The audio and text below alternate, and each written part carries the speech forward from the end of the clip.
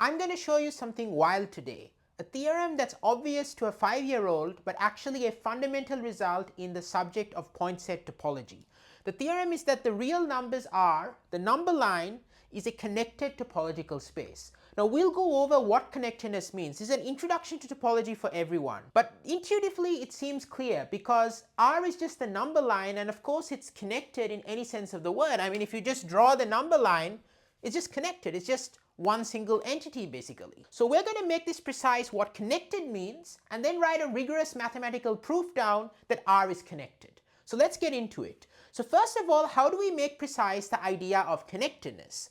So what we need to do is we need to think about some simple examples. So here's one example. Suppose I have some weird kind of blob like this, and then I have a line segment like this, okay? This is inside the Euclidean plane R2.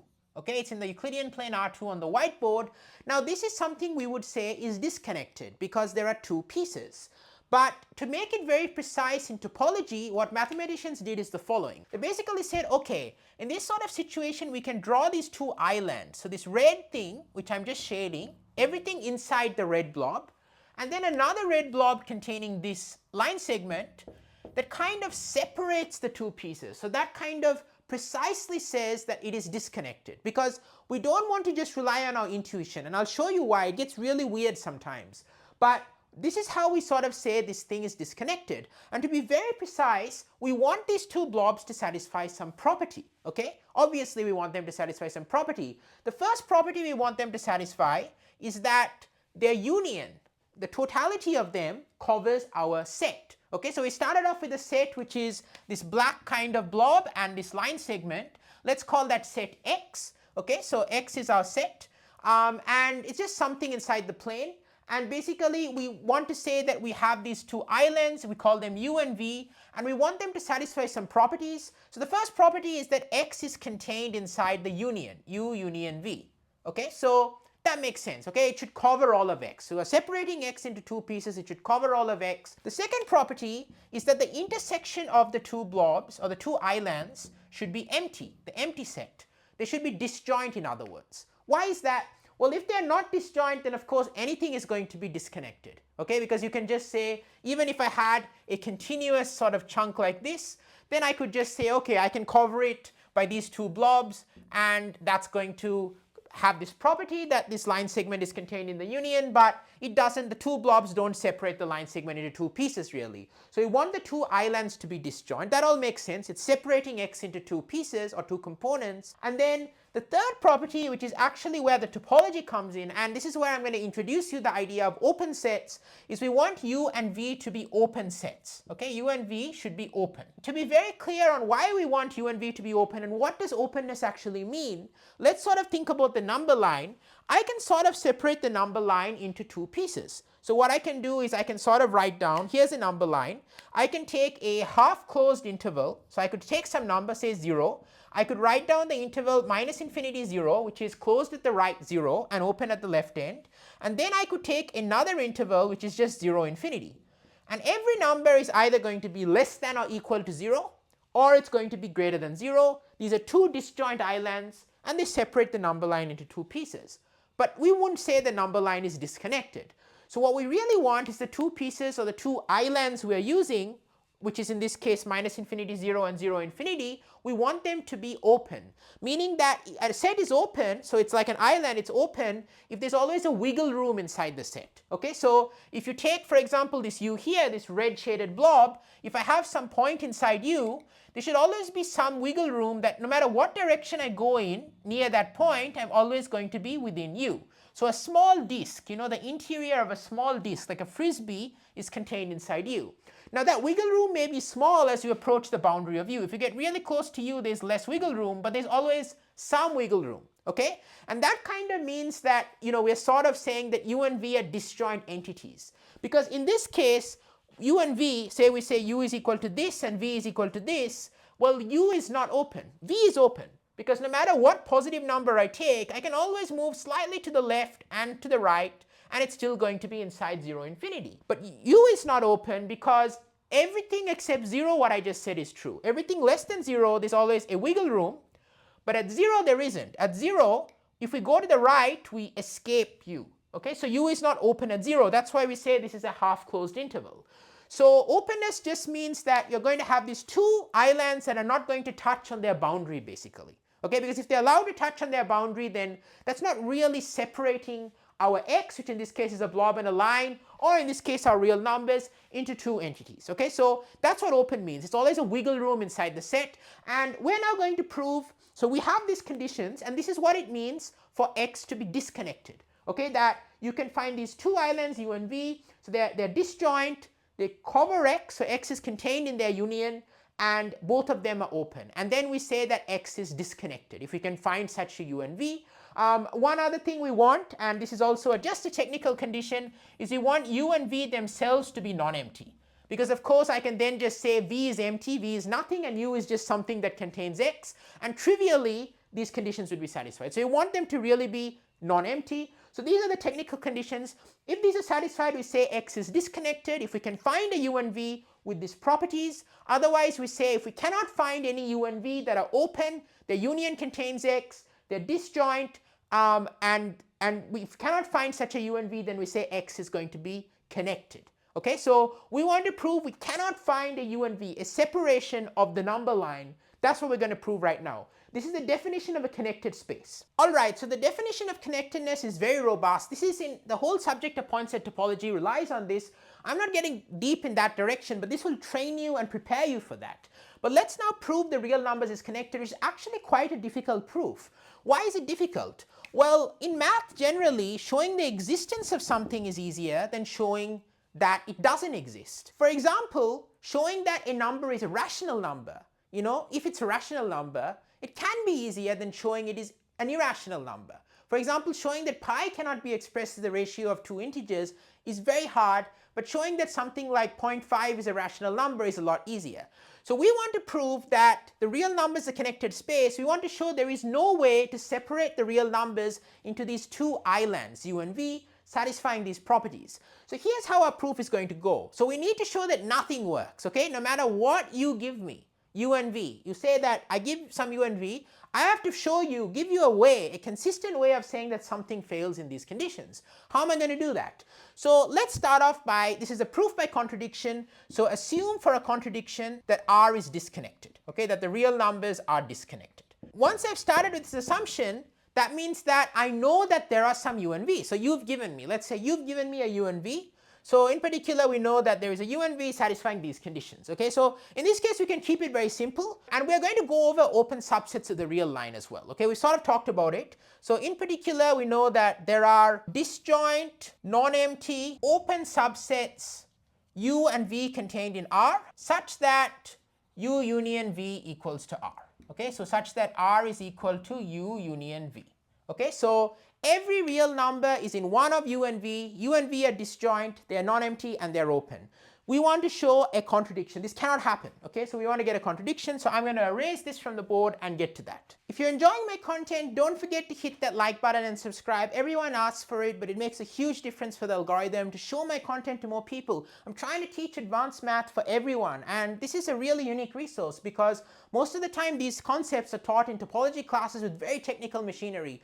I'm making it very accessible. So if you're enjoying it and you like it and you want to help other people as well, just like me, then please hit that like button and subscribe. So let's keep going on with the video. And what I'm going to do is now I'm going to explain why you cannot have such a separation of the real line. So here's the intuitive idea. Okay, so let's take something like u. Okay, so let's take, we have our separation u and v. Let's look at the number line. So u is non-empty, v is non-empty. So let's pick some number in u. Okay, we know u is non-empty, so we can pick some number in u. Okay, let's call it a. Okay, so a is in u. We don't know what a is. We know u is open though. So we know that because a is in u, we know that there is a wiggle room. That's what I said about openness, which very precisely in mathematics we would say that there is this interval, there exists a epsilon greater than 0. So I got to write this as this way. There exists an epsilon greater than 0 such that a minus epsilon comma a plus epsilon is contained in u. Okay, that's what it means to say u is open. That's a very precise definition of what an epsilon wiggle room is. There's some epsilon, there's some wiggle room. I've kind of been very imprecise about that, but you got the idea. So there is some such epsilon with this property. Now, the thing is, like, how far does U go? Okay, so sort of imagine a separation. Okay, U is this thing, it contains A, there's a wiggle room. How far can we wiggle? Okay, so this is going to be somewhat intuitive, but I'm going to make it very rigorous. Okay, that's how math is done. It's not done by logic and then, totally by logic. It's done by intuition first. So I can wiggle around A and I can stay inside U. How far can I wiggle? Okay, so suppose I start off with A, I wiggle, I wiggle, I wiggle. I will hit eventually a stopping point, right? Like, for example, if I kept on trying to wiggle, suppose I wiggled forever in the right direction. Okay? And similarly, suppose I wiggle forever in the left direction. Okay, that's a symmetric thing. Okay, then in that case, U is going to be all of the number line, and that means that V had to be empty because U union V is the real numbers and U and V are disjoint, and that's a contradiction because we want U and V to be both non-empty. Okay, so we know that U cannot be all of R. That wouldn't be a separation into these two islands. So we know that we can't wiggle forever in one direction. Okay, so let's say we can't wiggle forever in the right direction. Now, if we can't wiggle forever in the right direction, that means there is a stopping point. Okay, that means there is a point where at that point onwards, you can't wiggle anymore. Okay, so you can wiggle, you can keep wiggling. Let's call this B. Okay, so you can keep wiggling in the right direction, but then you hit a stopping point, which is at B. Now, we have to be very precise about this. I'll do that next. Okay, but then I'm going to explain to you where the contradiction is going to come. What's the intuition? Is that basically the stopping point has to either be in U or not. Okay, so if it's in U, if the stopping point is in U, then that means that because U is open, if B is in U, that means that we can keep wiggling to the right and to the left. There is some wiggle room around B contained in U. But that is impossible. That's a contradiction because then if we keep wiggling, B wasn't the stopping point. Okay, so B wasn't the furthest we could have gone. So that's a contradiction. The other possibility is that B is not in U. Okay, so either B is in U or it's not, right? It's one or the other because U union V is the real numbers. So if we go and we wiggle and we hit the B, but B is itself not in U, then B is in V. But if B is in V, then V is open. Remember, both the islands are open. U and V were separating R into these two pieces. U and V are open, so B has a wiggle room within V. But that is also impossible because that means you can wiggle to the left now. You can also wiggle to the right, but we are going to exploit the wiggleness ability to the left. If we wiggle to the left, we still stay in V. But that means that U and V were not disjoint because U was containing all the points from A all the way up to B, but not including B. And then we're saying that V is also containing some points less than B that's greater than A. And that's not possible. So either way we get a contradiction, but we have to be very precise about this, and I'm just showing you the intuition. Now I'm going to get into the precise proof. All right, so here's the mathematical proof. So, a lot of students, like whenever I've taught, like I remember I was teaching topology once at Princeton. Whenever I've taught these concepts, and a lot of students, they have the intuition, but then making it into a rigorous argument is kind of the challenge. Sort of when you're getting used to writing mathematical proofs, how do you write this rigorously? So I'm going to show it to you now, and it's really quite simple and beautiful once you get the hang of it. So we started off, we know that there exists an A in U. Okay, so that's fine. There exists some A in U since U is non-empty. Okay, so I'm writing that since U is non-empty, there exists such an A in U. Now here's the thing. We wanted to make precise the existence of, we can wiggle A up till a point and then we stop, possibly. Okay, so how are we going to do that? We're going to define a set S. Okay, S is going to be the set of all X in R, okay, the set of all real numbers, okay, all the real numbers X. Okay, this is the notation if you haven't seen it before. Set of all X in R such that A comma X, that open interval A comma X is contained in U. Okay, so this is S. It basically captures, it's all the X that you can wiggle from A to X and still be in U. It captures that idea of wiggling to the right from A, okay? So we have this S. Now, there are two possibilities, okay? There are two possibilities. Possibility one is that S is not bounded above, okay? So S is not bounded above. Now, if S is not bounded above, then that means that you can keep on going. That means there is a sequence of numbers, okay? So S is not bounded above. There are going to be real numbers that tend to infinity, so that A comma each of those numbers, okay, A comma x1, A comma x2, A comma x3, they're all going to be inside U, right? They're all going to be contained in U because S is not bounded above means it doesn't have a maximum, okay? There's no number that bounds everything in S. But in that case, we know that therefore, because A comma xi is contained in U, and xi goes to infinity, right, that implies that the union of all the a comma xi's is also going to be contained in u, okay, as I varies from 1 to infinity. But therefore, that means that a comma infinity is going to be contained in u. And that's the first thing I said at the beginning, that if we can wiggle forever, we'll get a comma infinity is in u. So if that's the case, right, if we look at the other case, which is a set of all x in R such that x comma a is contained in u. Okay, so we wiggle to the left. Okay, so take a symmetrical version of S, and if S, that symmetrical version, is not bounded below, then that would mean that minus infinity comma a is contained in u. But since a is in u, that means all of R is contained in u. And that will be a contradiction because V is non-empty and u union V is R. So that would be, and they are disjoint. Okay, so that's basically a combination of those two steps, basically, which would then get a contradiction. So we can assume that S is bounded above, because if S is not bounded above, we've handled it. Okay, we've explained that in the other case as well, we can combine the two arguments to show that we have a contradiction. So let's now assume that S is not bounded above. Okay, so this is going to be this situation where we have a max, where we have a sort of stopping point with our wiggling. All right, so what happens in the case where S is bounded above? Okay, so this is going to be case 2. S is bounded above. Okay, so S is bounded above. Now, this is going to use what is called the completeness axiom, or the least upper bound property of the real numbers. It's fundamental. Okay, it underpins all of calculus, and it's very important. Okay, so we're going to have to be very precise in our thinking to capture this. The rational numbers don't have this property. Okay, so the property is that S is bounded above, there's going to be a smallest upper bound. Okay, so this is the least upper bound property of the completeness axiom. So the completeness axiom basically says that there is a least upper bound. Okay, so there exists a b in R such that x less than or equal to b for all x in S. So b is an upper bound for S, which we know, of course, it's bounded above, but b satisfies another property that b is the smallest upper bound. So if there exists C, so if S less than or equal to C for all S in S and some C in R, then you can say that B is going to be less than or equal to C. Okay, so B is smaller than any other upper bound for S that we could come up with. Okay, so therefore B is the least upper bound. Now if you have such a least upper bound, now we can essentially see this argument coming into play. So I'm going to write that down very precisely here. All right, so we're going to split into two properties. The first thing I'm going to do before I do that is I'm going to show that B is actually in S. Okay, so in general, it's not true that the least upper bound of a set has to be in the set. For example, if you take the open interval, like I could write this down, you take the open interval minus infinity comma 0, then 0 is the smallest number greater than every negative number.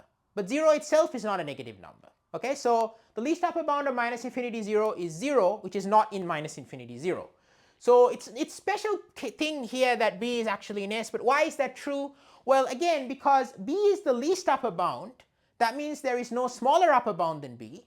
That means that we can say that B minus 1 over n is not an upper bound. Okay, it's not an upper bound for S. Okay, for all n greater than 1, this is going to be the case. So because of that, that means that there is something in S that is above B minus 1 over n and less than B, right? For each n. Okay, so we can find, so therefore there exists Sn in S such that B minus 1 over n is less than Sn is less than B. But therefore we know that because it's in S, we know that A comma Sn is going to be contained in U, and therefore the union of all of these, okay, you kind of wiggled up to some number that is very close to B, that's limiting to B, Sn limits to B.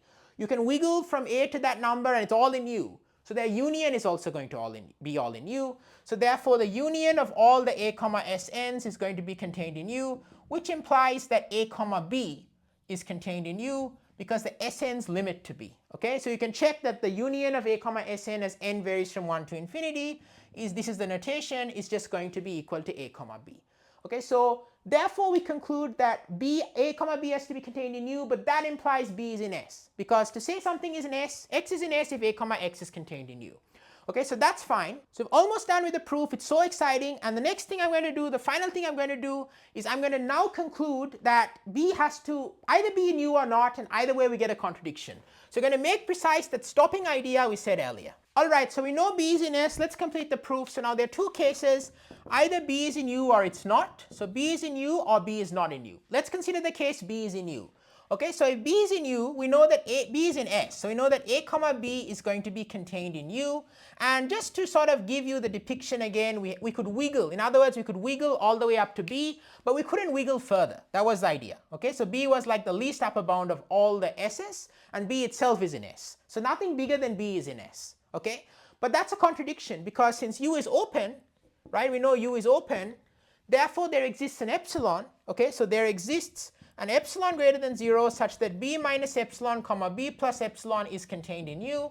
That's what it means for U to be open, that every point in U has this wiggle room, and therefore that implies that A comma B we know is contained in U, because we know B is in S, right? That was our definition of S. It was all the numbers we could wiggle up to, but not necessarily including that number. So A comma B is going to be contained in S, and B minus epsilon comma B plus epsilon is also contained in U, so their union is going to be contained in U. So therefore A comma B plus epsilon is contained in U, which is a contradiction, since that implies that B plus epsilon is in S, but B was the upper bound, was an upper bound for S. So that's a contradiction, which I denote by a hash.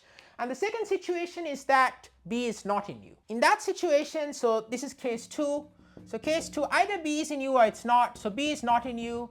So therefore B is in V, because U and V was separating the real line, the number line, into these two islands. So B is not in U, therefore B is in V, but we know V is open. Okay, and this captures the idea that you can wiggle from A all the way up to B, but B itself is not in U. That means B has to be in V, which kind of means V has to contain B, but it cannot be open then, right? That's what we discussed. But let's make it precise. So since B is open,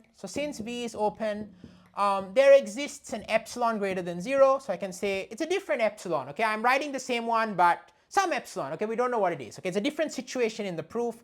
There exists epsilon greater than 0 such that B minus epsilon comma B plus epsilon is going to be contained in V. Okay, so we have this situation, B minus epsilon comma B plus epsilon is contained in V, and it doesn't matter, you know, suppose A was really close to B hypothetically, okay, and suppose epsilon was something so that B minus epsilon was here. Okay, so we have to write the proof kind of coherently, whether epsilon is really small relative to B minus A or otherwise. But either way, it doesn't matter. You can say that because B minus epsilon comma B plus epsilon is contained in V, therefore you can write that the maximum, so I can write it as the maximum of A comma B minus epsilon comma B is going to be contained in V, right? And that maximum is going to be a number less than B, okay, because both A and B minus epsilon are less than B. So that means that this is contained in V, but this is also going to be contained in U. Okay, because A comma B is contained in U. That's what it meant for B to be in S. So this is contained in V intersection U, which is a contradiction since we know this is empty. We know they are disjoint. Okay, so that's a contradiction. So that completes the proof that the number line is connected, because either way we found it was all very intuitive, but we had to make it precise. Hope that helped you give you a rigorous foundation in topology and introduce you to the idea of connectedness so that you can keep studying. And this is typically taught in more advanced topology. Okay, usually they teach connectedness and then they go into this proof a lot later. But I've shown it to you very easily. Hope you loved it. And here's an exercise for you. How can you use the same argument to show that the closed interval 0, 1 is connected? Okay, so give you an example, you know, look at the following cases. You look at the closed interval 0, 1 and you look at the open interval 0, 1. Okay, so can you use a similar argument to show that they are also connected? That would really help you to master these concepts. Please drop a comment down below. If you've watched this far, it means so much to me. If you're loving my content, please don't forget to like and subscribe. And if you really want to support my channel, consider joining my channel by clicking the join button or subscribing on Patreon. And thanks so much to Alex and Nathan for their continuous ongoing support, which means so much to me. And I've got another video suggestion for you. It's super exciting. It's an introduction to the concept of compactness. Okay, so compactness is another concept in topology just as fundamental as connectedness. It basically corresponds to the extreme value theorem. Something is compact if every continuous function on that thing has a max and a min that's attained on that thing. Check out my video here where I introduce the notion of compactness right from scratch and prove that the closed interval A comma B is compact. You're going to love this video. Here's another video showing that every increasing function on the number line has to be continuous almost everywhere. Check it out here. It's going to pop up on the screen here. And thanks to all of you for watching and supporting my channel. I want free accessible math education to help as many people as possible. By watching this far, you've really helped me a lot, and I hope I've also helped you to love math and benefit from it and understand these fundamental concepts in topology. Have a great day, and I'll see you soon.